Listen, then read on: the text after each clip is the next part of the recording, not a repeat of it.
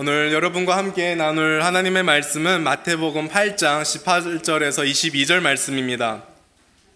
마태복음 8장 18절에서 22절 말씀입니다. 앞에 화면도 나옵니다. 18절에서 22절까지 말씀을 우리 한 목소리로, 길지 않으니까요, 우리 한 목소리로 읽도록 하겠습니다. 시작. 예수께서 무리가 자기를 에워싸는 것을 보시고 건너편으로 가기를 명하시니라. 한 서기관이 나와 예수께 아뢰되 선생님이여 어디로 가시든지 저는 따르리이다. 예수께서 이르시되 여우도 굴이 있고 공중의 새도 거처가 있으되 인자는 머리둘 곳이 없다 하시더라. 제자 중에 또 한 사람이 이르되 주여 내가 먼저 가서 내 아버지를 장사하게 허락하옵소서. 예수께서 이르시되 죽은 자들이 그들의 죽은 자들을 장사하게 하고 너는 나를 따르라 하시니라. 아멘. 카일 아이들먼이라는 사람이 쓴 팬인가 제자인가 라는 책이 있습니다. 혹시 이 책을 읽으신 분도 계실 겁니다.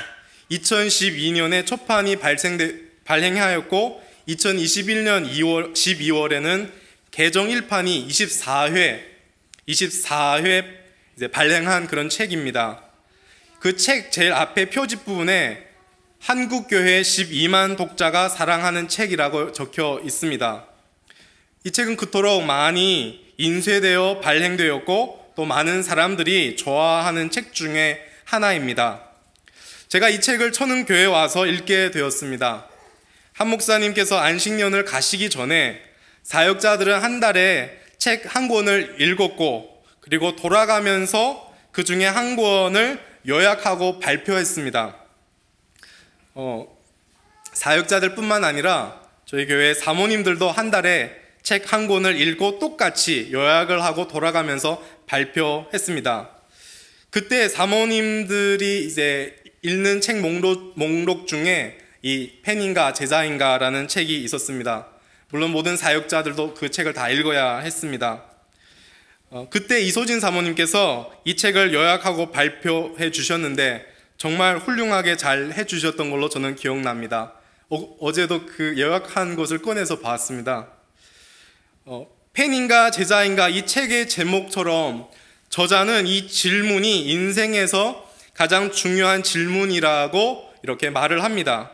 그리고 저자 스스로 이 질문 앞에서 답을 했고 나아가 이 책을 읽는 모든 독자들에게 이 질문을 하고 있고 답을 요구하고 있습니다. 책에서 팬과 제자에 대해서 다음과 같이 정의를 하고 있습니다. 팬은 환호하다가 사라지는 사람을 지칭하고 제자는 와서 죽고 섬기는 사람이다. 저자는 책에서 좀 더 구체적인 질문을 던짐으로 독자들로 하여금 독자가 팬인지 제자인지 스스로 진단하도록 질문을 던집니다. 이런 질문을 던지고 있습니다. 예수님을 믿는다고 말로만 고백하는가? 아니면 예수님을 실제로 따르고 있는가? 예수님에 관해서 아는가? 아니면 예수님을 실제로 아는가?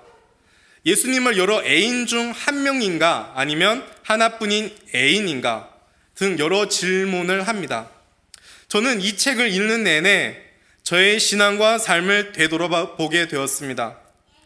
책을 읽으면서 저 자신의 모습이 제자가 아닌 팬의 모습처럼 느껴질 때가 너무 많았습니다. 그래서 마음이 불편했고 속상했지만 그 계기로 다시 주님 앞에 은혜를 구하고 긍휼을 구하는 귀한 시간이 되었습니다. 예수님을 믿고 따른다고 하지만 거기에는 팬도 있고 진정한 제자도 있습니다. 오늘 본문은 우리에게 예수님을 따르는 제자의 삶이 어떤 삶인지를 가르쳐주고 있습니다. 오늘 이 말씀 앞에 저와 여러분이 우리의 삶을 돌아보면서 우리의 모습을 되돌아보면서 다시 은혜와 긍휼을 구하는 그런 시간이 되시기를 소망합니다. 예수님께서는 자기 앞에 나온 수많은 귀신 들린 사람들과 수많은 병자들을 다 고치셨습니다. 그리고 어느덧 예수님의 주위에 많은 무리가 에워쌌습니다. 어찌 보면 많은 무리가 에워싼 지금이야말로 예수님이 자신의 능력을 다시 나타나고 다시 기적을 행하심으로 사람들을 끌어모을 수 있는 절호의 기회일 수 있습니다. 그런데 예수님은 그렇게 하지 않았습니다. 예수님은 제자들에게 뭐라고 말씀하십니까? 18절에 예수께서 무리가 자기를 에워싸는 것을 보시고 건너편으로 가기를 명하시니라. 강 저편으로 건너가기를 명하셨습니다.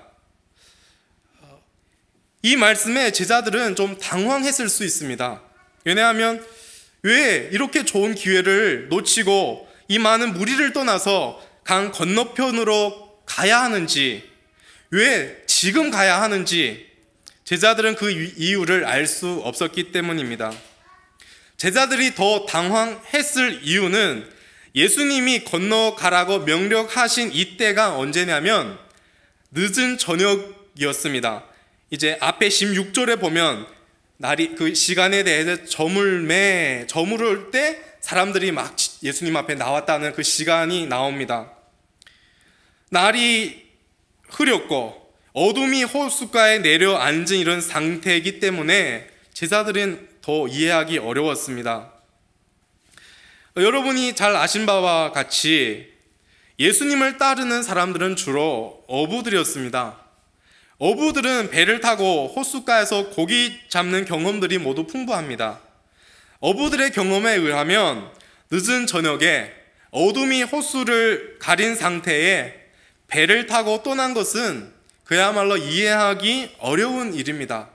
우리 일반 상식으로 우리가 생각해도 어두운 저녁에 배를 타고 강을 건넌다는 것은 이해하기 어렵지 않습니까? 제자들은 이해할 수도 없고 자신의 경험과도 맞지 않은 이 예수님의 명령 앞에 지금 서 있습니다. 제자들은 주님의 의도와 이유를 전혀 모르는 채 단지 지금 예수님의 말씀을 신뢰하고 그 말씀에 순종할 것이냐 말 것이냐 하는 도전 앞에 서 있습니다. 우리도 때론 예수님의 말씀이 이해가 안 되고 살아온 우리의 경험과 맞지 않다고 느껴질 때가 있습니다. 설교를 통해 선포되는 이 말씀이 내 개인적으로 성경 말씀을 읽고 묵상함으로 들려지는 하나님의 음성이 기도 가운데 우리에게 주어지는 성령님의 감동이 나로서는 이해할 수 없고 나의 경험과도 맞지 않다고 느껴질 때가 있습니다. 우리는 어떻게 해야 할까요? 제자들은 지금 이해할 수도 없고 자신들의 경험과도 맞지 않은 예수님의 명령 앞에서 제자들은 어떤 선택을 해야 하고 제자들은 어떤 길을 가야 할까요? 이제 마태는 이어서 두 사람의 예를 들어서 제자가 가야 할 길이 어떤 길인지를 구체적으로 설명하고 있습니다. 제자들은 예수님의 명령대로 배를 타고 떠날 준비를 하고 있었습니다. 그때 한 사람이 나타납니다. 서기관입니다. 서기관은 율법을 잘 알고 또한 율법을 가르치는 그런 사람이었습니다. 그래서 이 서기관이 예수님 앞에 나왔다는 것은 아마 이 서기관이 예수님이 산상수훈의 산에서 가르칠 때부터 귀한 가르침을 들었고 그 가르침에 감동받았다라고 우리는 추측할 수 있습니다. 그는 예수님 앞에 나와 말을 합니다. 선생님, 어디로 가든지 저는 따르겠습니다. 여기서 주목해야 할 것은 그는 예수님을 가리켜서 선생님이라고 부릅니다. 선생님이라는 헬라어의 히브리어는 랍비입니다. 즉 랍비를 가리킵니다. 그는 예수님을 많은 랍비들 중에 하나 정도로 이해했던 것 같습니다. 따라서 이 서기관이 예수님을 따르려 한 것은 단지 율법에 대한 자신의 학문적 관심을 채우고자 했던 것입니다. 예수님께서는 서기관의 요청에 대답하면서 서기관의 문제점을 지적합니다. 예수님을 따르는 제자가 된다는 것은 단순히 학문적 욕구를 채우는 것을 의미하지 않습니다. 예수님을 따르는 제자가 된다는 것은 예수님의 삶 자체를 나누는 것이고 예수님의 삶에 동참하는 것이며 예수님과 동행하는 것을 의미합니다. 서기관이 학문적 욕구를 채우려고 예수님을 따르고자 했던 것처럼 예수님을 믿고 따른다고 하는 사람들 중에 삶의 여러 욕구들을 채우고자 예수님을 따라갈 수 있습니다. 예수님을 많은 스승 중에 또 한 명의 스승으로 생각하면서 예수님을 통해 훌륭한 교훈을 얻고자, 훌륭한 깨달음을 얻고자 그 예수님을 믿고 따라갈 수 있습니다. 물론 또 한 명의 스승을 두면 그 스승을 통하여 많은 것을 배울 수는 있습니다. 예수님을 안 믿는 사람들도 예수님을 어떻게 생각합니까? 제가 중학교, 고등학교 때 그때 예수님을 안 믿었으니까요. 예수님을 4대 성인 중에 한 명으로 배웠습니다. 4대 성인 중에 한 명으로 생각하면서 그 예수님으로부터 뭔가를 배우고자 안 믿는 사람들도 그렇게 생각합니다. 저와 여러분은 예수님을 어떤 분으로 생각하고 있습니까? 예수님을 통해 좋은 교훈, 좋은 깨달음을 또 좋은 지혜를 얻고자 하는 스승 중에 한 사람으로 생각하실까요?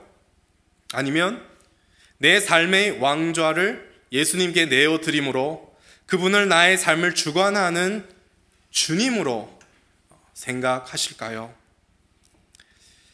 또 어떤 사람은 예수님을 믿고 따르면서 더 안정한 삶을 기대했을 수도 있고 인생의 형통함을 기대했을 수 있습니다. 그런데 예수님을 따른다는 것은 그렇지 않습니다. 예수님은 서기관에게 이렇게 대답하십니다. 20절입니다. 20절 함께 읽어보도록 하겠습니다. 시작. 예수께서 이르시되 여우도 굴이 있고 공중의 새도 거처가 있으되 인자는 머리 둘 곳이 없다 하시더라. 아멘. 예수님의 삶은 자신의 욕구를 충족시키는 것이 아니었습니다. 오히려 자신의 욕구로부터 완전히 동떨어진 불편하고 위험한 삶이었습니다.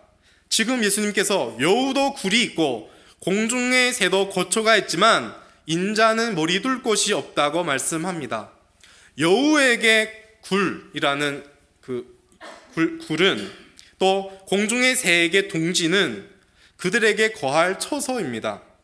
그런데 예수님은 자신은 머리 둘 곳조차 없다라고 말씀하십니다. 즉, 이 세상에는 예수님이 거할 처소가 없고 이 세상 자체가 예수님이 거할 처소가 아니다라는 말씀입니다. 따라서 거할 처소가 없기에 안정과 평안이 보장되어 있지 않습니다. 그 당시 외적으로 그토록 화려했던 예루살렘 왕궁, 왕이 있어야 할 그 왕궁은 하나님 나라의 왕으로 오신 예수님의 처소가 아니었습니다. 따라서 예수님을 따른다는 것은 예수님이 머리 둘 곳조차 없는 것처럼 안전하고 평안한 삶이 보장되어 있지 않습니다. 오히려 불편하고 위험한 삶을 살아간다는 것입니다.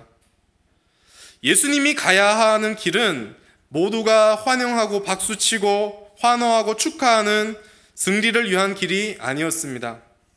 예수님이 향하는 길은 오히려 거절이 있고 폭력이 있는 고난의 길이요, 안전과 평안이 보장받지 않는 십자가의 길이었습니다.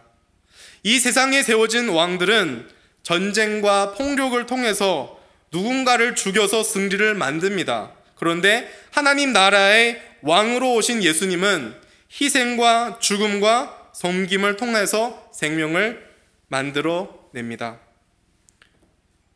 하나님 나라의 왕이신 예수님이 향하는 길은 희생과 죽음의 길입니다. 곧 십자가를 향해 걸어가는 길입니다. 십자가에서 죽는 길입니다. 예수님을 따라간다는 것이 곧 희생과 죽음을 향해 걷겠다, 이 길을 가겠다는 말씀입니다. 그런데 그 결과는 반전이 있습니다. 생명이 만들어집니다. 예수님께서 십자가에서 죽으심으로 말미암아 저와 여러분을 대속하셨습니다. 예수님께서 저와 여러분의 죄를 대신 짊어지시고 십자가에서 죽으심으로 말미암아 저와 여러분을 구원했습니다. 우리를 살리셨습니다. 우리에게 새 생명을 주셨습니다. 그분의 죽으심으로. 여러분, 내가 희생할 때, 내가 죽어갈 때, 날마다 자신을 십자가에 복종할 때만이 거기에 생명이 만들어집니다. 가정에서 내가 희생할 때, 내가 추구해야 할 권리를 내려놓고 섬김의 자리에 서 있을 때 그 가정은 행복해집니다. 직장에서 희생하고 섬김의 자리에 내가 서 있을 때 안 믿는 자들이 주님께로 돌아오고 그들이 구원을 얻게 됩니다. 교회에서도 마찬가지로 내가 희생할 때 다른 지체들이 세워지고 회복해집니다. 예수님이 걸어가신 희생과 죽음과 섬김의 길에 저와 여러분이 서 있기를 소망합니다. 이처럼 예수님을 믿고 따라간다는 것은 평안과 안정이 보장되지 않고 오히려 희생과 죽음의 길이요 섬김의 길입니다. 그 다음 제자들 중에 또 한 명이 예수님께 나아옵니다. 이 제자는 단지 눈앞에 마주한 다급한 현실 때문에 예수님의 그 명령을 즉시 따를 수 없다고 이렇게 말씀합니다. 21절인데요. 제자 중에 또 한 사람이 이르되 주여 내가 먼저 가서 내 아버지를 장사하게 허락하옵소서. 이 제자는 아버지의 장래 문제 때문에 예수님을 지금 즉시 따를 수 없다고 말씀합니다. 당시 사회에서 아버지의 마지막을 지키는 것은 유대인들에게는 오랜 전통이자 종교적 의무이기도 했습니다. 또한 부모의 마지막을 게을리할 경우에 10계명의 제5계명을 걸리는 문제입니다. 5계명, 부모를 공경하라는 것을 어기는 것이 됩니다. 따라서 아버지의 장례를 치르지 않는다면 율법을 어기게 되는 아주 중요한 문제입니다. 이 제자에게 있어서 지금 당장 예수님을 따르는 것보다 먼저 가서 아버지의 장례를 치르는 것이 더 중요했습니다. 아버지의 장례를 먼저 치르는 것은 상식적으로 맞는 일입니다. 그런데 예수님의 반응은 모두를 놀랍게 합니다. 예수님은 이렇게 대답해 주십니다. 22절입니다. 22절 함께 읽겠습니다. 예수께서 이르시되 죽은 자들이 그들의 죽은 자들을 장사하게 하고 너는 나를 따르라 하시니라. 예수님은 지금 당장 바로 자신을 따르기를 명령하십니다. 예수님의 지금 이 말씀 속에는 죽은 자들이 두 번 나옵니다. 죽은 자들이 그들의 죽은 자들을, 이제 먼저 뒤에 죽은 자들은 지금 육신이 죽어서 장례를 기다리고 있는 이 아버지를 가리키는 것이죠. 그런데 앞에 죽은 자들은 비록 살아 있어서 지금 이 장례를 치르려고 하는 이 제자를 이제 가리킵니다. 그런데 예수님은 이 모두를 향해 죽은 자들이라고 하십니다. 살아 숨쉬고 있어도 영적으로 죽었기 때문에 죽은 자들이라고 했습니다. 그런데 예수님을 믿고 따라가는 제자들은 영적인 생명을 가진 산 자들입니다. 예수님을 믿고 따르는 제자들은 참 생명을 얻은 자들이고 영원한 죽음에서 영원한 생명의 나라로 옮겨진 존재들입니다. 영적 죽음과 영적인 생명에 의해서 모든 사람들은 두 부류로 나눌 수 있습니다. 그리고 그 둘 사이에는 도저히 건너갈 수 없는 깊은 간격과 틈이 있습니다. 나를 낳은 부모님일지라도 혹은 내가 낳은 자식이라도 내가 사랑하는 아내라 할지라도 그런 친밀한 관계라 할지라도 이 근본적인 차이와 간격과 틈을 메워주거나 이어주지 못합니다. 오직 예수님을 믿고 따를 때 이 근본적인 간격과 틈이 없어집니다. 따라서 지금 가장 중요하고 기묘한 일은 예수님을 믿게 하는 일입니다. 즉 영혼 살리는 일입니다. 예수님을 믿고 따르는 자에게 가장 중요하고 긴급한 일은 바로 영혼 살리는 일입니다. 예수님께서 죽은 자들이 그들의 죽은 자들을 장사하게 하고 너는 나를 따르라 이렇게 말씀하셨지 않습니까? 그럼 예수님의 말은 그럼 제자들은 누구든 장례에 참여하지 말아야 한다라는 말은 아닙니다. 이 예수님의 말씀의 초점은 제자들은 새 생명을 얻은 살아있는 자이기 때문에 이제는 죽은 자의 일이 아닌 영혼 살리는 하나님 나라의 일로 부름 받았다라는 것을 강조하고 있습니다. 그러므로 죽은 자의 일이 산 자의 일보다 먼저가 될 수 없습니다. 예수님의 명령에 순종하는 길이 곧 제자의 길입니다. 그 길은 사람을 낚는 어부의 길입니다. 제자들은 그 길로 부름을 받았습니다. 예수님을 따르는 것보다 더 우선한 것이 없는 자들이 제자입니다. 예수님을 따르는 것은 가족에 대한 어떤 의무보다 우선되어야 합니다. 한마디로 이처럼 우리가 본 바와 같이 예수님을 따라가는 데는 대가가 필요합니다. 지금까지 살아왔던 우리의 삶의 방식과 삶의 목표와 맺어왔던 모든 관계가 다시 새롭게 조명받아야 합니다. 예수님을 따른다는 것은 어떤 것보다 예수님을 따른다는 이것이 우선이 되어야 합니다. 내가 생각하기에 중요했던 것들, 내 삶의 우선순위를 우리는 다시 돌아보아야 합니다. 어떤 것도 주님을 따르는 일보다 우선이 될 수 없습니다. 지금 저와 여러분에게 있어서 삶의 우선순위가 무엇입니까? 성경에 우리의 물질이 있는 곳에 마음이 있다 했죠. 그런데 저는 이 말씀을 단지 물질이 있는 곳, 물질로만 제한되지 않고요. 우리가 가장 귀중하게 여기는 것들을 우리는 지금 어디에 쏟고 있습니까? 나의 시간과 나의 물질을 어디에 가장 많이 투자하고 있습니까? 나는 요즘 무엇을 가장 많이 생각하고 무엇을 많이 이렇게 보고 찾고 무엇이 우리의 머릿속에 가장 많이 지금 자리 잡고 있습니까? 앞서 제자들은 이해할 수 없고 또 자신의 경험과도 맞지 않은 강 건너편으로 가자는 예수님의 명령 앞에 서 있었습니다. 예수님의 명령 앞에서 제자들이 할 수 있는 것은 단지 예수님을 신뢰하는 것뿐이었습니다. 이해가 안 되더라도 자신의 경험과 맞지 않더라도 주님의 의도와 이유를 모를지라도 신뢰하고 순종하며 예수님을 따라가는 것입니다. 예수님을 믿고 따라가는 것이 가장 중요한 일이기 때문입니다. 사랑하는 성도 여러분, 예수님을 따르는 삶에는 대가가 따릅니다. 내가 그토록 중요하게 여기고 우선순위로 삶았던 삶에서 우리는 떠나야 합니다. 예수님을 믿고 따라간다는 것은 평안과 안정이 보장되지 않고 오히려 희생과 죽음의 길을 가는 것입니다. 그래도 여러분은 예수님을 믿고 따라가시겠습니까? 서론에서 저는 팬인가 제자인가 이 책을 읽는 내내 저의 삶을 떠올리면서 제자가 아닌 팬의 모습 때문에 불편했고 속상했다고 말씀드렸습니다.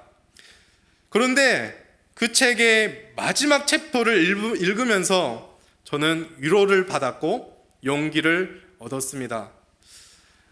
오늘 여러분의 설교를 들으면서 불편했을 수도 있고 속상했을 수도 있겠습니다만 저는 여러분에게 제가 그 책의 마지막 챕터를 읽고 받은 그 위로와 용기를 공유하면서 설교를 마치고자 합니다. 팬인가 제자인가 이 책의 마지막 챕터 결론 부분에서 이렇게 결론을 내립니다. 팬인가 제자인가 다 진단을 하고 제자의 삶이 어떤 것인지를 다 설명을 하고 그래서 이제 제자의 삶의 어떤 행동들을 목록으로 써놓고 이제 가서 그렇게 행동하라 이렇게 결론을 짓도 이상하지 않습니다. 그런데 그 책은 그렇게 행동을 강조하는 것으로 결론을 맺지 않습니다. 오히려 행동이 아니라 정체성에 초점을 맞추고 결론을 마칩니다. 저자는 행동에 초점을 맞추는 것은 당장 성과가 나타나고 성과를 쉽게 측정할 수 있지만 정체성에 비롯하지 않은 행동 변화는 작심삼일 뿐이다. 즉 실패 또 한다라는 뜻이죠. 우리의 진정한 정체성이 팬이 아닌 점을 이해하고 제자로서의 정체성을 받아들이면 삶의 방향이 놀랍도록 분명해진다라고 정체성에 강조점을 맞추고 있습니다. 그리고 책 마지막에 가서 성경 구절에 근거하여 이렇게 적었습니다. 당신은 입양되었다. 당신은 선택되었다. 당신은 부르심 받았다. 당신은 제자다. 당신은 바로 이런 사람이다. 가서 이런 사람답게 살라. 그리스도 안에서 저와 여러분이 받은 그 은혜와 고귀한 제자로서의 그 부르심을 우리가 다시 한번 확인하고 그 확인하는 것이 먼저입니다. 행동이 중요하지 않다는 말씀은 아니고요. 그 뭔가를 하기 전에 우리의 정체성을 확인하는 것, 우리가 받은 은혜를 확인하는 것이 먼저입니다. 그래서 우리가 그것을 다시 한번 확인하고 확인이 되고 나서 은혜 받은 자로 그리고 제자로 살아가는 저와 여러분이 되기를 예수님 이름으로 축복드립니다.